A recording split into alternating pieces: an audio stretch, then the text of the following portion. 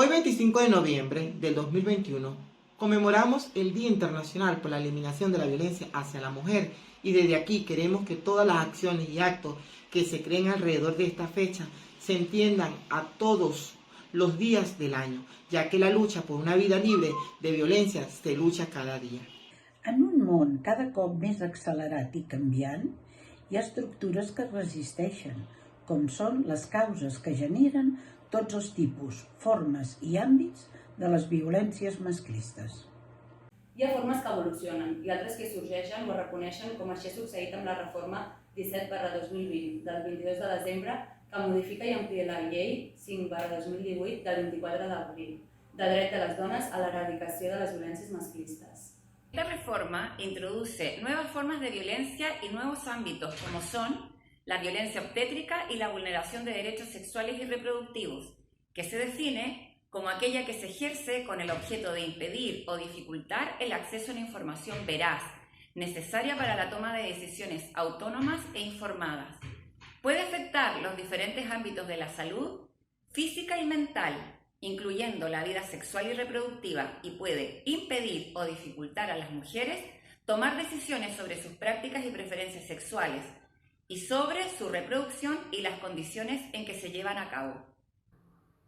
La violència de segon ordre, que consisteix en la violència física o psicològica, les humiliacions, les represàlies i la persecució exercides contra les persones que donen suport a les víctimes de violència masclista.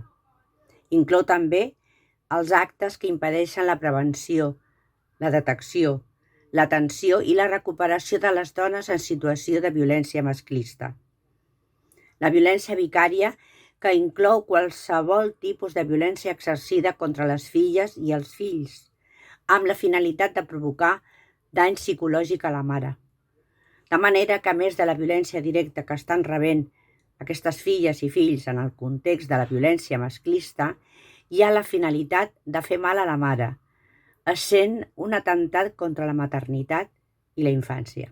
La violència digital, que està conformada per tots els actes de violència masclista i misogínia en línia, comesos, instigats, amplificats o agreujats, emparo totalment, amb l'ús de tecnologies de la informació i de la comunicació, plataformes de xarxes socials, webs o fòrums, correu electrònic i sistemes de missatgeria instantània i altres mitjans semblants que afecten la dignitat i els drets de les dones. Aquests actes causen danys psicològics i fins i tot físics, reforcen estereotips masclistes, danyen la dignitat i la reputació. Atenten contra la privacitat i la llibertat d'obrar de la dona, li causen pèrdues econòmiques i obstaculitzen la seva participació política i la seva llibertat d'expressió. I aquesta violència masclista digital és al mateix temps un tipus i també un nou àmbit, i lamentablement és urgent treballar-hi perquè a totes les seves formes gaudeix de gran impunitat. Segons diferents estudis, com el realitzat per la revista Picar Magazine de 2018 i de l'organització Amnistia Internacional de 2017, el 76% de les dones han canviat les seves conductes per por a patir ciberassetjament. El 26% decideix ignorar aquesta situació, molt probablement i perquè el sistema no està donant les respostes efectives que garanteixin la protecció i seguretat que necessiten les dones que pateixen aquestes violències digitals. No podem oblidar que les xarxes socials també són un instrument de suport mutu i de sororitat. Esdevenen una forma de denúncia i visibilització de moltes formes de violència masclista.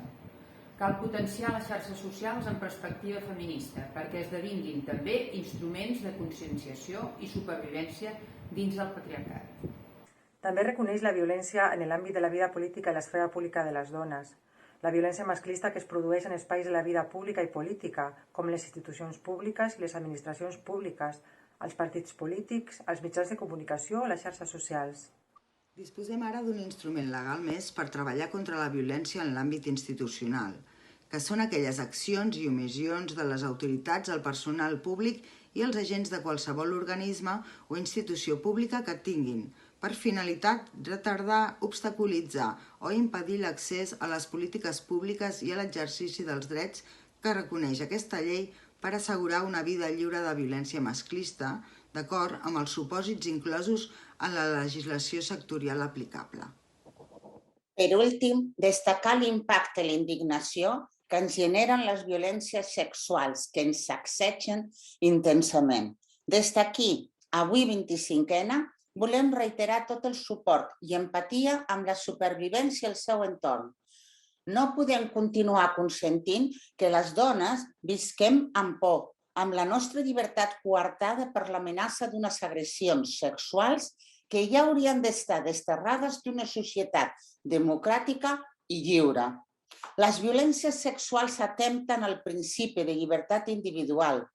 En aquest sentit, la Llei 17 del 2020 recull per primer cop la definició de consentiment sexual, definint-lo com la voluntat expressa emmarcada en la llibertat sexual i en la dignitat personal, que dona pas a l'exercici de pràctiques sexuals i la bala. La prestació d'aquest consentiment s'ha de fer des de la llibertat, a romandre durant tota la pràctica sexual.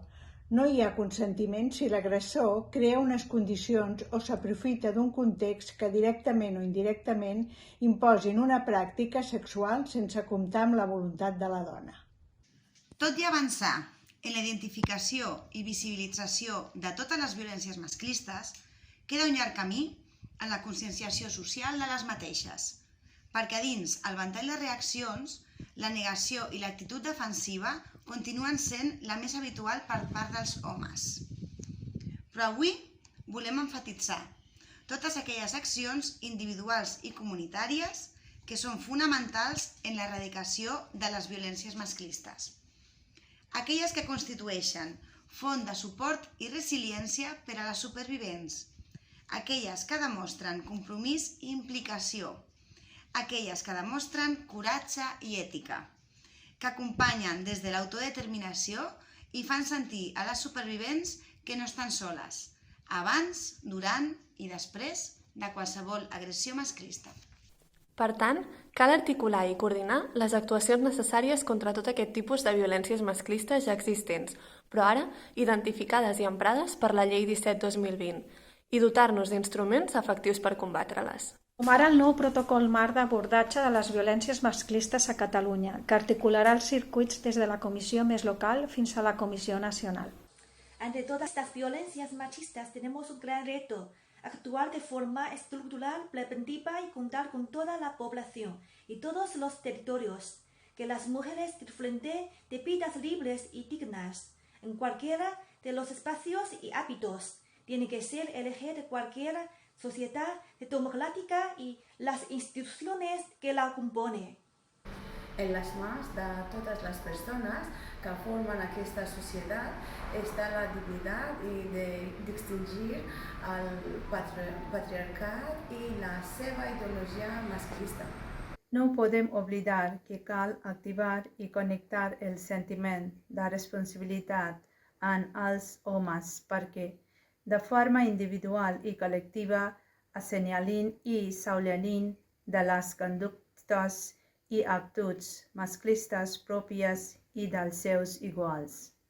Cal desobeir els mandats de la masculinitat més tradicional i dominant, que ens retroalimenta molt sovint a les xarxes i espais digitals. I en tots els àmbits de la societat necessitem generar nous referents per construir milers de masculinitats responsables, lliures, igualitàries, diverses, inclusives i cuidadores. Només així, teixint aliances i complicitats, podem construir un teixit comunitari i una xarxa de recursos que siguin font de salut i qualitat de vida per a totes les dones i col·lectius oprimits d'aquesta societat. Necessitam estar en la cultura dels afectes i les cures. Necessitam vincles seguros, respetuosos i amorosos en tots els àmbits de les nostres vides.